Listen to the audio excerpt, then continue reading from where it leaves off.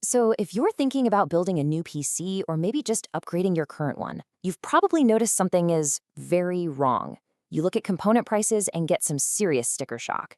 And let me tell you, this isn't just your normal market fluctuation. What we're seeing is a full-blown crisis. We're going to break down exactly what is happening, why your next build is going to cost way more, and what things are looking like heading into 2026. So, what's really going on here? Why are the absolute core parts of any PC, we're talking memory and storage, suddenly so expensive it's like they're luxury goods? This isn't just a simple case of supply and demand. The real answer lies with a massive technological revolution that is just gobbling up hardware at a speed we've never seen before. And if you want to get a sense of the scale of this thing, just look at a huge PC builder like CyberPower PC. They recently had to jack up the prices on all their systems. And their reason? A 500% surge in the price they pay for memory. I mean, that's not a small price hike. That's the market literally breaking. And this isn't just some abstract number for big companies. Let's make it real. Take a standard 32 gig kit of DDR5 RAM. Back in May of 2025, it was a pretty reasonable upgrade, right? About $120. By Christmas of that same year, it was over $400. The price more than tripled in just 6 months. Think about that. That one component now costs what an entire entry-level graphics card used to cost. It's wild. So what on earth could cause a market shock this huge? It's not a factory fire. It's not a shipping problem like we've seen before. No, this crazy demand is being driven by one single industry that has a seemingly infinite appetite for computing power. We're talking about an AI gold rush. Yep, the main culprit here is artificial intelligence. The global race to build and train these massive AI models has created what you can only call an insatiable demand for memory. And we're not talking about a small bump. We're talking about enormous data centers buying up hardware on a scale that just completely dwarfs the entire consumer PC market combined. See, the hardware that runs these big AI models, it doesn't use the same kind of RAM you and I put in our gaming PCs. They need something way, way more powerful. It's called high bandwidth memory, or HBM. You can basically think of it as memory on steroids. The chips are literally stacked on top of each other to create this super fast, super wide pipeline for data. It's the only way they can feed the gigantic data sets that these AI models chew through 24/7. And here is the problem. That specialized HBM for AI data centers and the standard DDR5 RAM for your gaming rig, they come from the exact same place. They're built in the same handful of factories, run by the same 3 companies: Samsung, SK Hynix, and Micron. So what we have now is a direct bidding war. The AI industry and PC gamers are fighting for the exact same, very limited production capacity. And hey, don't just take my word for it. This isn't speculation. Check out this quote from a top executive at Micron, one of those big 3 memory makers. This came out right when they announced they were killing off their popular Crucial brand of consumer RAM. They are openly, publicly shifting all their focus to their AI clients. Why? Well, it's pretty simple. The money being thrown around in the AI data center world is just too massive to ignore. Now, this memory shortage isn't just happening in a vacuum. It's not an isolated problem. It's actually the first domino to fall in a chain reaction that is now starting to knock over other parts of the PC hardware market. Okay, so here's how this whole cascade works. Step 1. The AI boom consumes all the high-end memory, which starves the consumer RAM market. Step 2.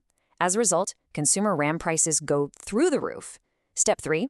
The crisis then spills over into SSDs, because they're made in the same factories, and boom, SSD prices more than double. And then, the final, craziest step? Data centers get so desperate for storage of any kind, they start buying up old-school mechanical hard drives, causing a backlog of over a year for even that ancient tech. And the next domino? Well, it's already starting to wobble. You know the VRAM on your graphics card? Guess who makes that? Yep, the same companies. We're already hearing reports that VRAM is getting harder to find and more expensive to buy. And that can only mean one thing: higher GPU prices are next. So, where does this all end? When do things get better? We've been looking at what all the analysts and industry insiders are forecasting for the next couple of years. And I have to warn you, it is not a pretty picture. The clear consensus from everyone is that the worst is actually still to come. Prices are expected to hit their absolute peak around the middle of 2026. That's when the current supply is predicted to just be completely gone. We might see the first glimmer of relief in late 2027 as some new factories hopefully start to come online. But even a return to normal in 2028 is a huge question mark. It all depends on whether AI's hunger for hardware slows down, and right now, there's no sign of. If there is one quote that just sums up this entire crisis, it's this one. This is from the CEO of Phison, a company that makes the controllers inside most SSDs. He said, flat out, that the entire world's production of SSD chips for the year 2026 is already sold out. Not for the next few months, for the entire year. It has all been pre-purchased by AI companies and other big enterprise clients. It's just gone. Okay, so these are huge global market forces at play, but what does it all mean for you? If you just want to build a decent PC without taking out a second mortgage, what are you supposed to do? Let's break down some practical advice for trying to navigate this new reality. All right, here's the game plan. First off, if you absolutely need an upgrade, do it sooner rather than later. Every sign points to prices just continuing to climb from here. Second, you might actually want to consider a pre-built PC. Big companies buy parts in huge bulk and might have inventory that they bought at the older, lower prices. Third, if you're still dead set on building it yourself, you have to be realistic with your budget. You're probably looking at $1,000 minimum for a decent system now. And finally, don't hold your breath for big Black Friday or holiday sales on these parts. The demand is just way too high. In fact, things are so bad that motherboard sales have reportedly dropped by half. That's a huge sign that a ton of builders are just giving up for now. And really, all of this leads to one kind of stark conclusion. With memory and storage prices this high, the era of building a great sub-$800 DIY gaming PC is effectively on hold. It has become nearly impossible to put together a capable machine at that price point anymore. Which leaves us with a final, pretty unsettling question.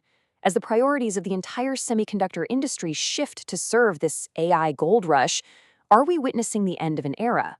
Is the hobby of affordable, accessible PC building becoming a casualty of the next big technological revolution? It's something we're all going to be watching very, very closely.